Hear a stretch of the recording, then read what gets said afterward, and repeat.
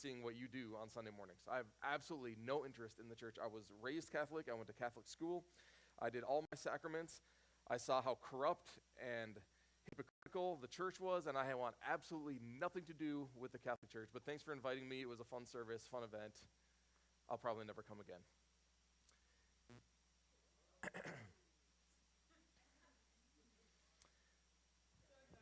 Dun, dun, dun, dun, yeah. I have zero interest in the church. Part of our challenge is that everyone lumps their perception of the church together. Right? And so I had a bad experience with this church, therefore all churches must be that way.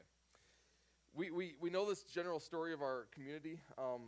Maybe that was if you look at all 7 of my neighbors, all of them grew up Catholic. All 7 that I invited grew up Catholic. They all have the same experience.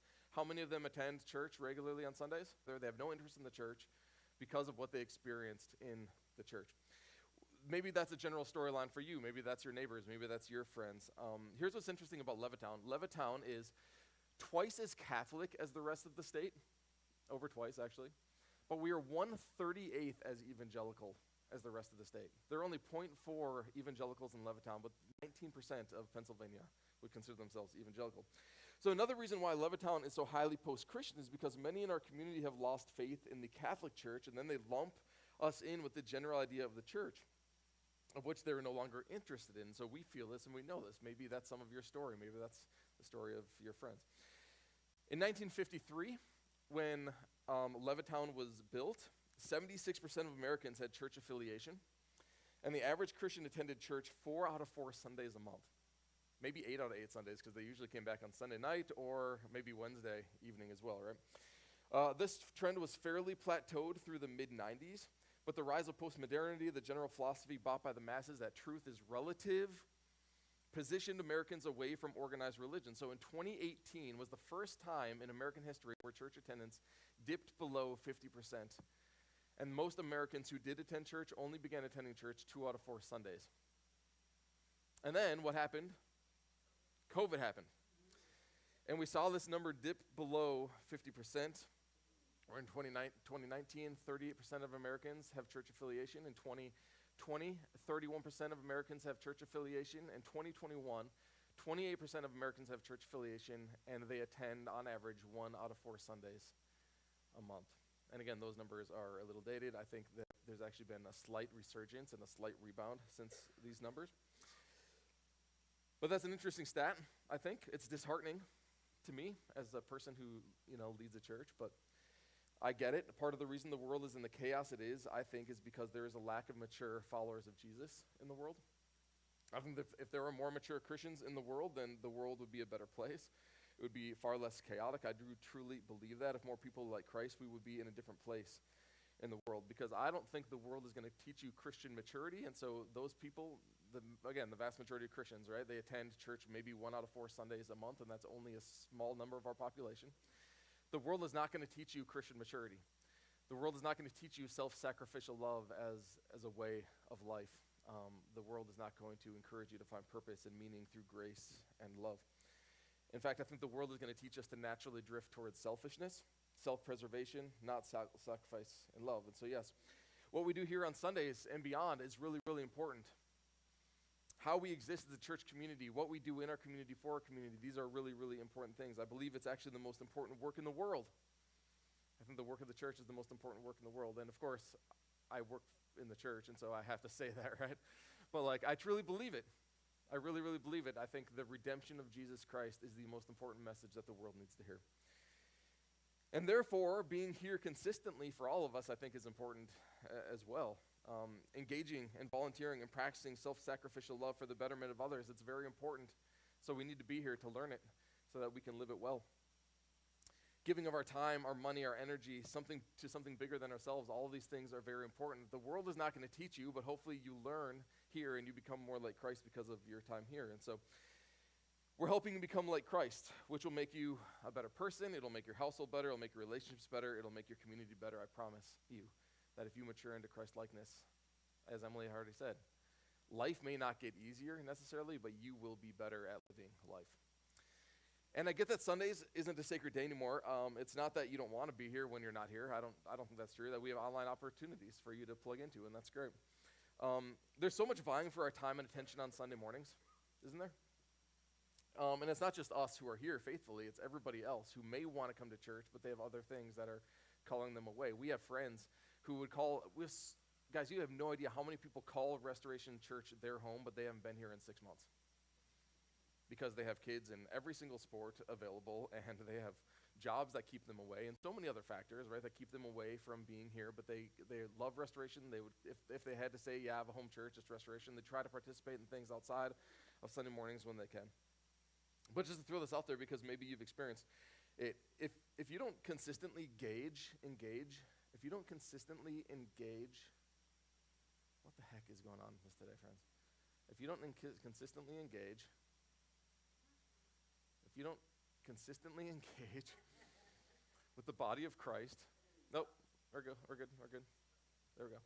If you don't consistently engage with the body of Christ and learn with the community of Christ, you will drift towards selfishness, and you will fail to know hope, grace, love, and purpose. And therefore, with an E, fail to be witness to hope and grace and love and purpose to the world that is desperately looking for hope and grace and love and purpose.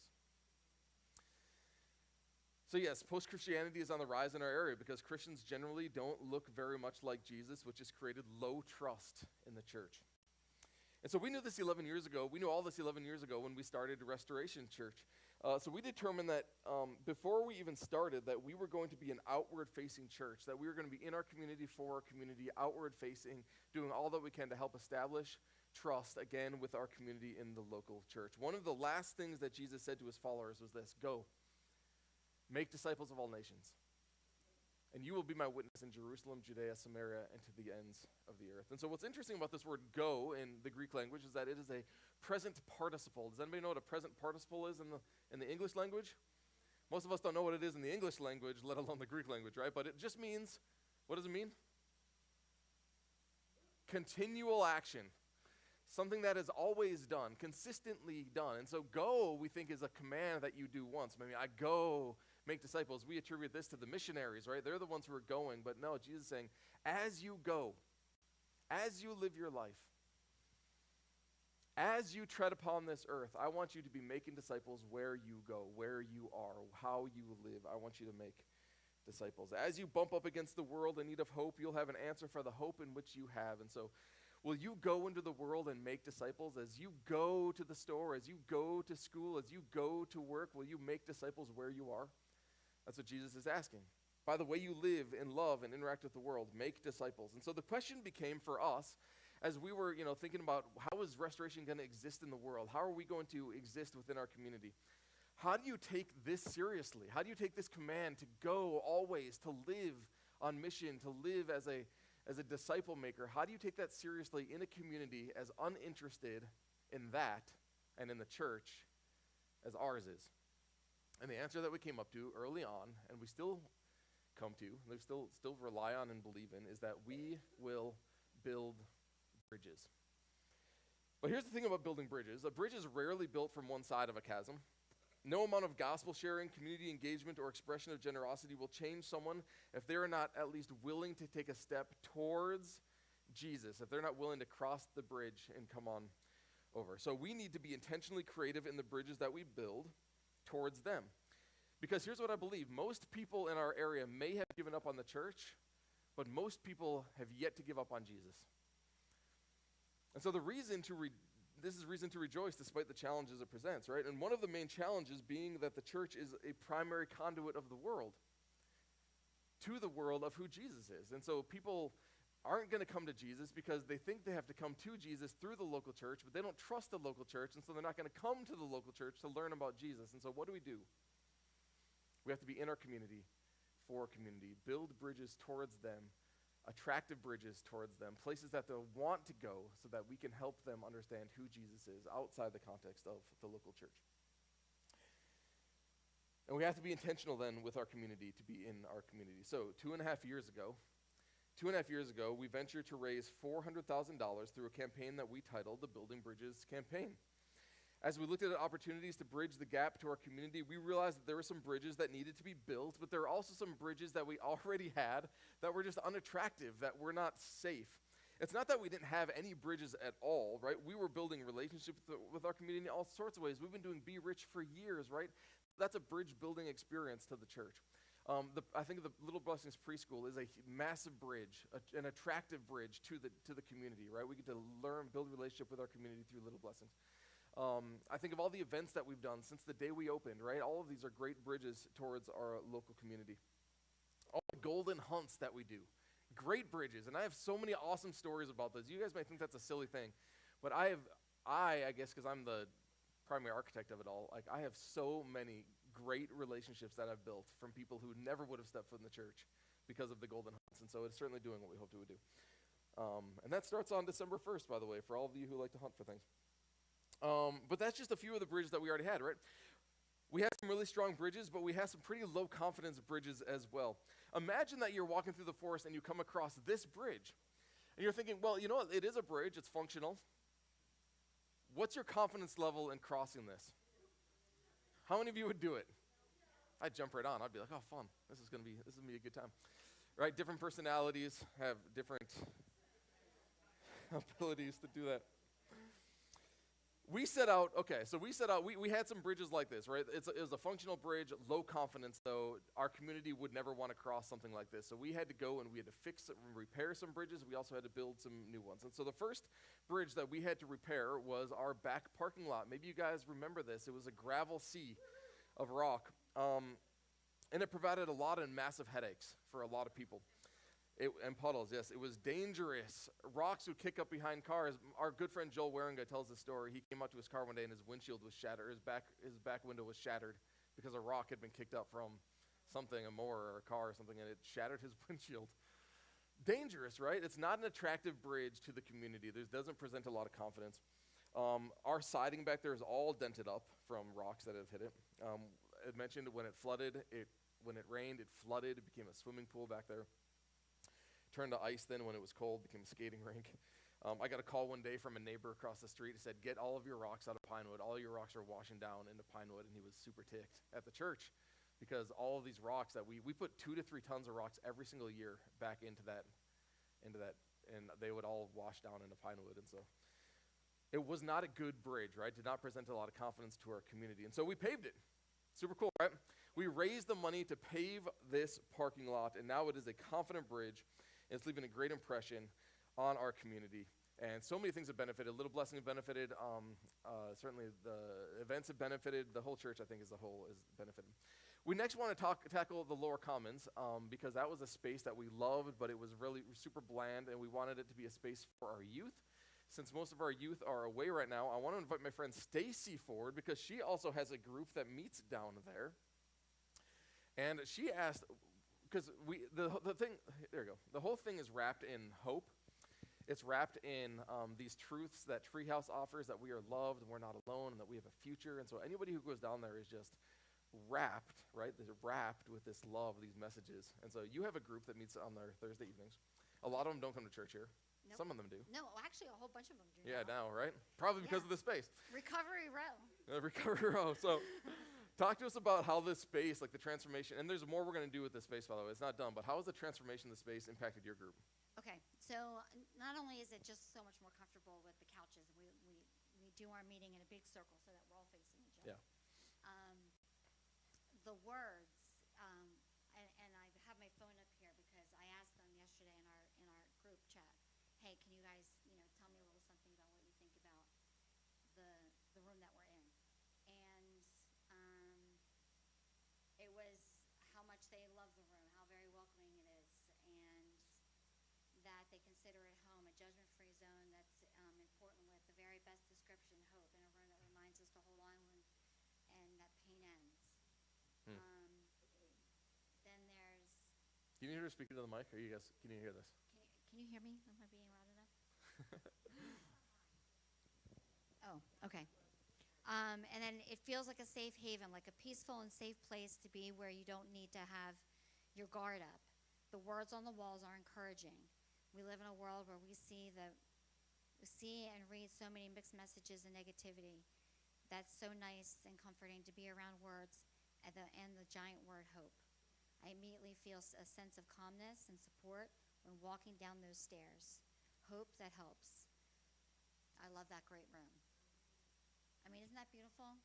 And I feel the same way about that room.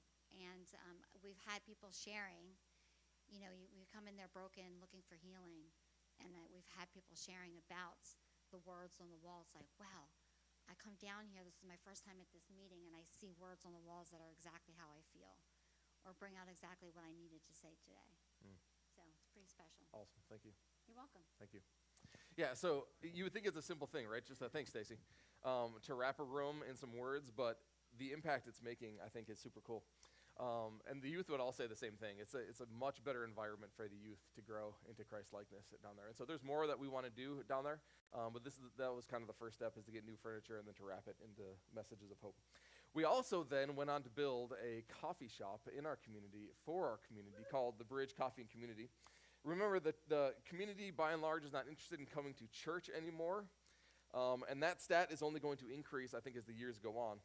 But this is our opportunity to meet our community where they are, to love them well, and to invite them then into purpose, into something bigger than ourselves. So Emily is going to invite Sherry and Andrea forward, and they're going to share a little bit about the impact that the Bridge has made on them and how it's been impactful in our community.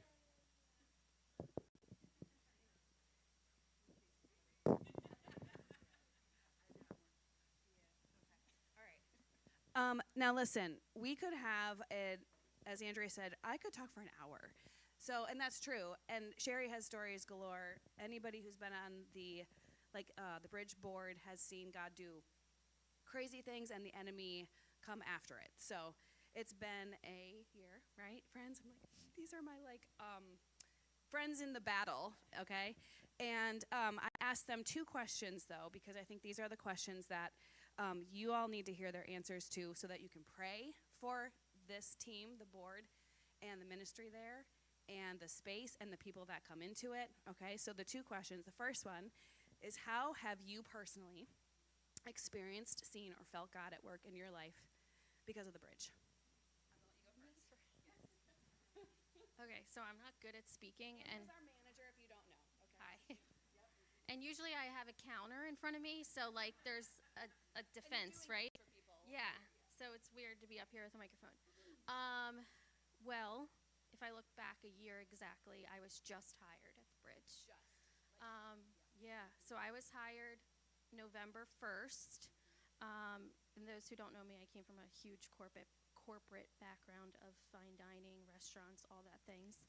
And something was like always missing, right? I always was like, I don't know why I just work 50, 60 hours a week and there's no reward, there's nothing there, it's empty. And I started coming to restoration. August would have been a year. So I was new to restoration. A friend, I'm also in recovery, I don't know if everyone knows that, most people do. A friend in recovery said, hey, come to my church. So I came to restoration, and they kept throwing up these Building Bridges campaign. And I was just literally trying to stay sober. I was trying to stay alive. I didn't want to live at that point in my life. And I just kept seeing like these promotions for building bridges. And this might sound crazy, and you can tell me I'm crazy later because I've been told that before. The Bridge logo came up on the screen.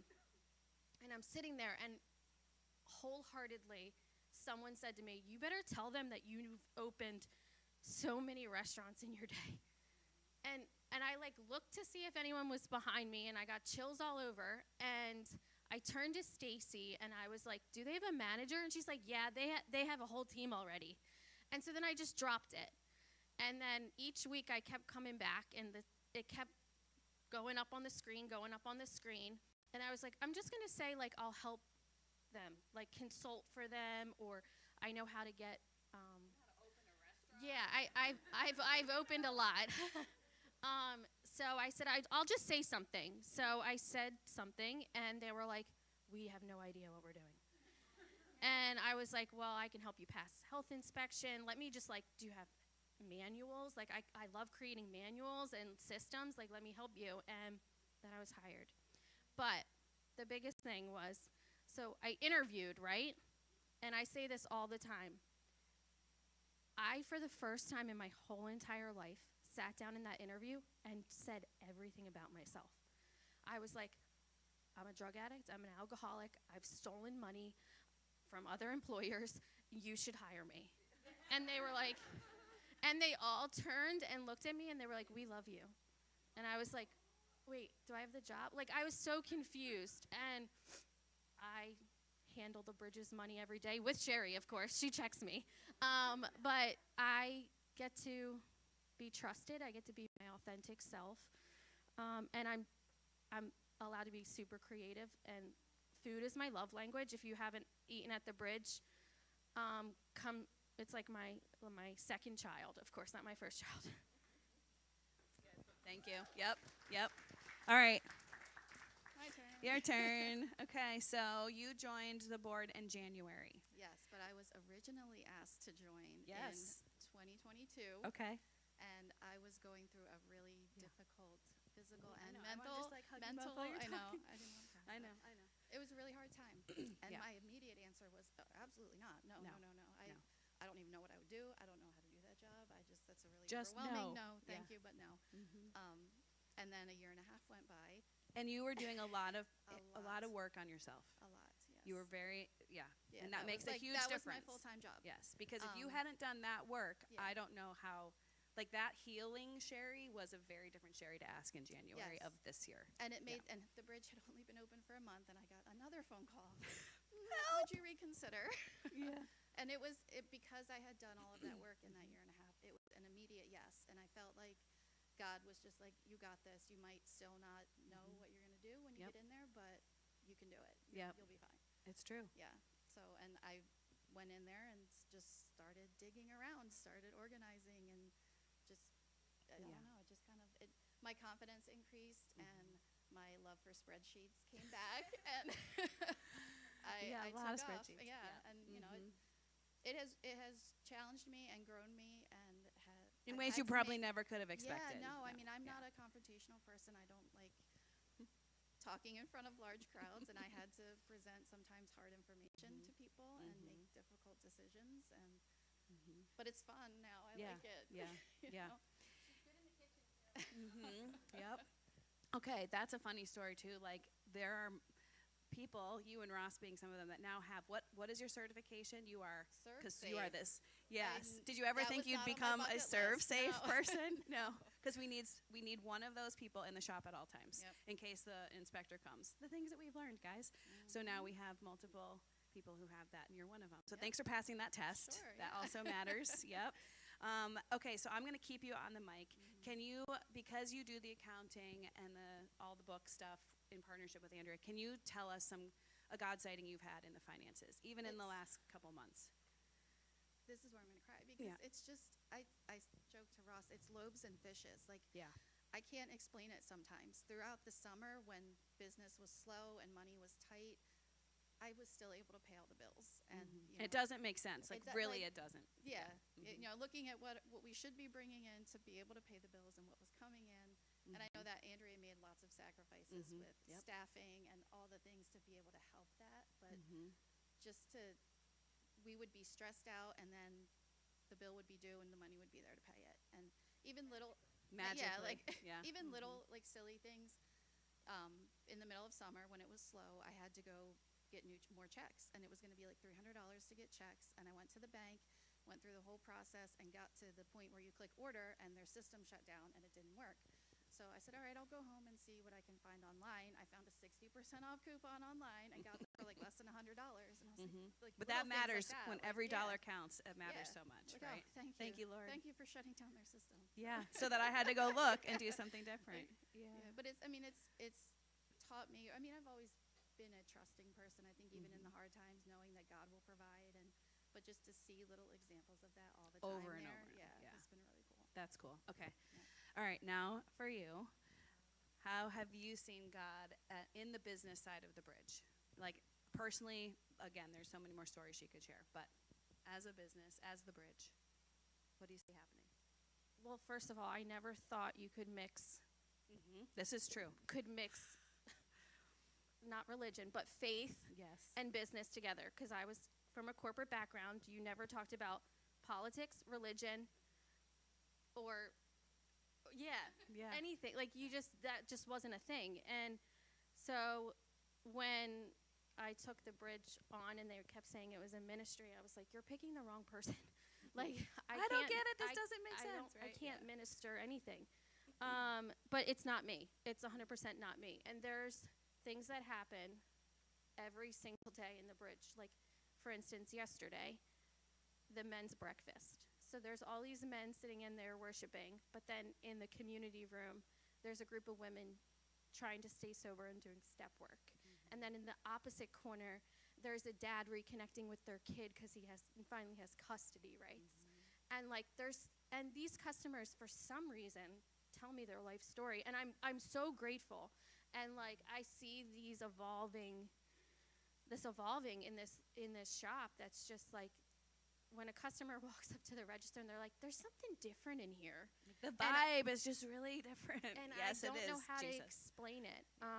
Holy Spirit. That's But there's one story that we have a thread, and We call it the Bridge Stories of Impact, that thread. Yeah. Mhm. and because I'm there every day, I drop these stories in there. So on the hard days, we can go back and look at these miracle stories that have happened.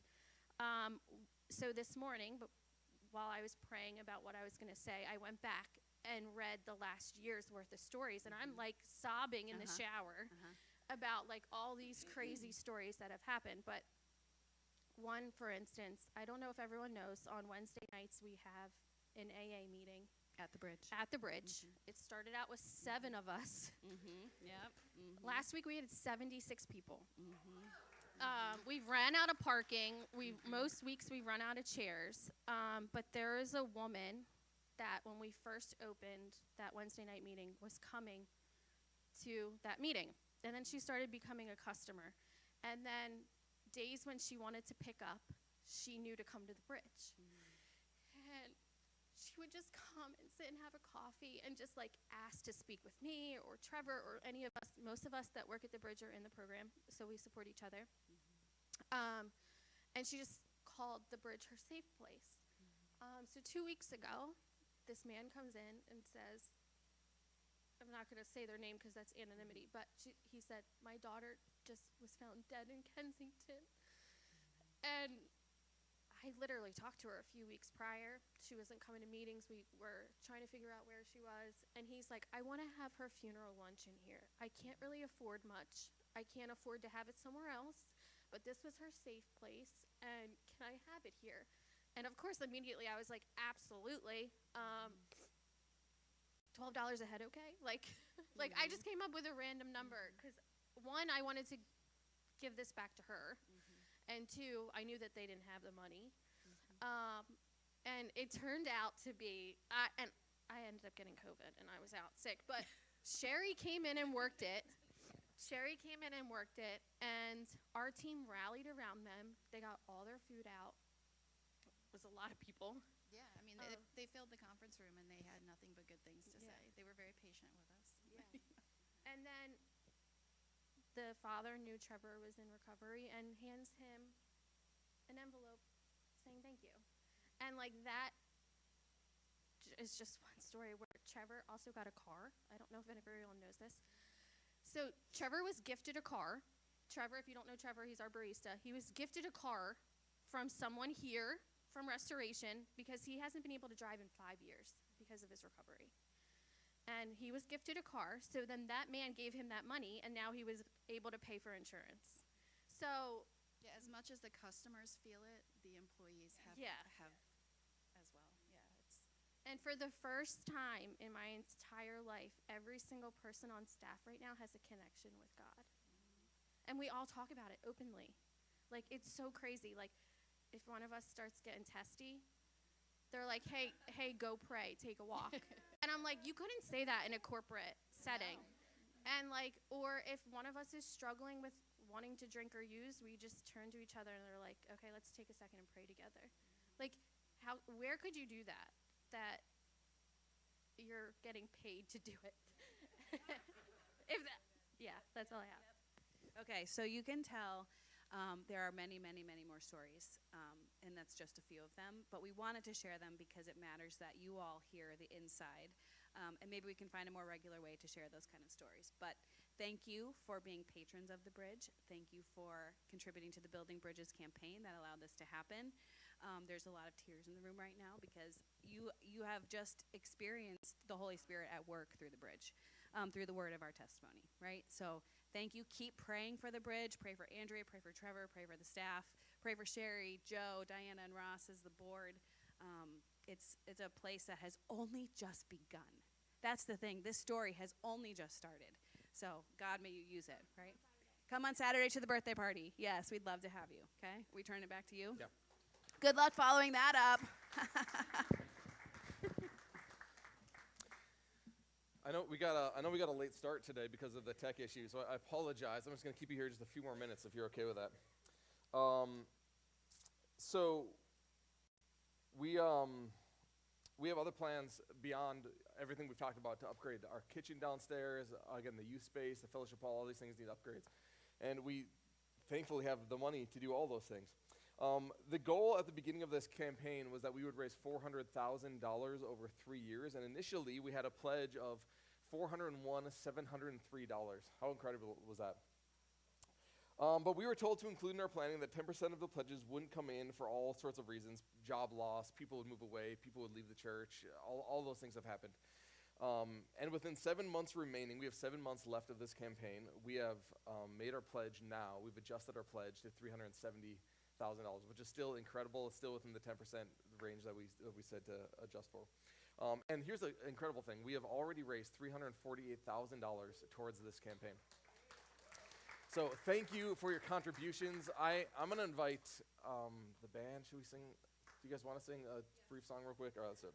All right. Alicia spoke loudest, so she gets her way. I want to share one story. I've been thinking about my mom a lot lately. My mom died a few years ago of Alzheimer's. It's around the holidays, of course, I'm thinking about her, right? Her 72nd birthday would have been last week, and so I've been thinking about her. She grew up in extreme poverty in northern Wisconsin, literally in the 50s, no running water, no electricity, dirt floors in her house. So she knew absolutely nothing, but her father passed away, and at that point, her mom remarried, and they moved down to the Twin Cities of Minnesota at that point. And she, for the first time in her life, she was 12 years old when this happened. For the first time in her life, she had something. And she got a taste for having things. And at the age of 12, all the way until I knew her when she died at 68, she filled her life with stuff. Stuff and more stuff and more stuff. She was constantly coming home with more lamps, and I don't know, what are some of the weird things that she like? She had so many, like a room full of lamps. I don't know why. She would go to the thrift store. She would go to the store every day after work. She would just go and she would just buy more and more and more, and she would hoard and hoard and hoard, and take and take and take. And when my mom died, I knew that she knew Jesus, and so I was confident that she was with the Lord. But I expressed in my eulogy of her a mourning that I wasn't more truthful with her, that I didn't express and share the life of Christ more with her, that I knew, because she was filling her life with these things, right, these purchases, these tangible goods. And I expressed in my eulogy the lament that I had, that I didn't help her find greater peace. Because she invested so much of her life and her energy in this identity in these things, right? But she couldn't take any of it with her when she died. You know, she couldn't take any of it with her, and it became the responsibility of her kids then, after she died, to sift through it all. And you know what happened? Maybe some of you have had this, like where your parents died, you had to go into their estate, and what did you do with it all? We threw it away. Like, most of the stuff that she spent so much of her time taking care of and wanting and desiring and bringing home wasn't even worth saving for anybody, and so we had to just throw it away. And I think it's far too common a narrative that when someone dies, most of the things they cherished and clung to ends up in a garbage can. And we've determined, at least in our household, that we don't want that to be our legacy. And I want to inspire change and healing and hope, and use the resources that are entrusted me to make this world a better place, to make this community a better place. And so here's part of my hope for all of us, that our lives would be inspiring. That we would look to Jesus, that we would live his love so fully that the world is drawn to us rather than away from us. That as we live our lives, the world, the community would be drawn to the church, drawn to Christ through the way we live rather than running away. And part of this is that I hope as our kids grow, they'll have stories about their parents and the people in this church that they will want to share with their kids someday. I don't want the stories my kids to tell about us to be, well, you know what, my mom spent a lot of time on her phone. You know, think about when your kids are older and they're sharing their life experience with their kids. Do you want your kids to share, well, my dad worked a lot. And my dad was really good at taking care of the things that he bought. You know, my mom, she loved to spend things. She loved to spend money on things she didn't really need. That's not the legacy I want to leave behind.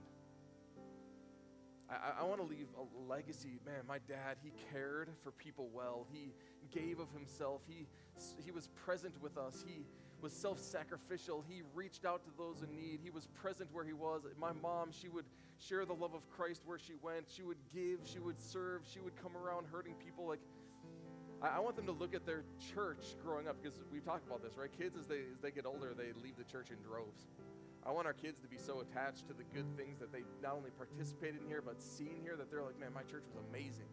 Why would I want to leave that when I turn 18? Why would I want to flee that when I get older? No, I want my church experience to be like amazing, right? I want to invest more as I get older, not run away from it more. And so the questions that we need to ask ourselves what legacy do you want to leave behind? And what story do you want your children to tell about you? Because here's the thing, when we partner together to do all the things that we do here at Restoration Church, the stories of impact, the stories of life change, the stories of the bridge, they become your stories when you partner with us. And so, you know, I'm not going to make this big plea to hey, we need to close that $30,000 gap that we're missing. That's not what I'm going to say this morning. But if you are inspired to give towards this campaign, you can do so on our website. There's some packets in the back. To give to the cause of Restoration Church so that we can continue to do what we do to reach this community who is so far from Jesus. Listen to what God is saying to you, and I encourage you, I pray that you would be obedient to do it. Because that is the legacy you're going to leave behind. We're going to sing, I think, just the bridge of this song, and then we're going to say farewell. So thanks for being here this morning. Sorry again, keeping you late. The technical issues, I think, have been solved. All right. Love you guys. Stand.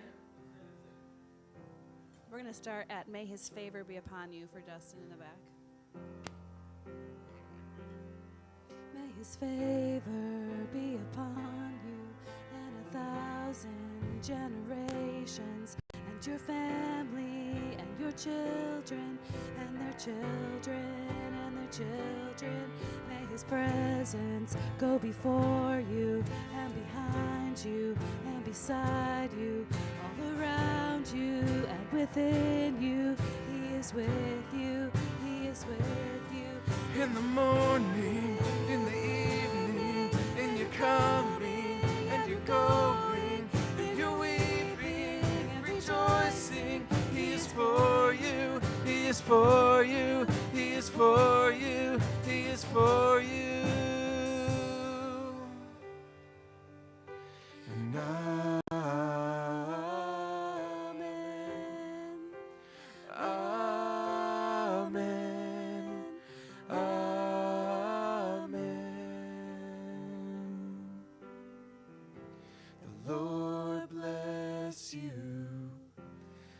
And His face shine upon you and be gracious to you. The Lord turn His face toward you and give you peace. Thank you, friends. God bless you all. We'll see you again next week. One service at 9 a.m. Do not forget that. Please sign up to serve if you plan to serve.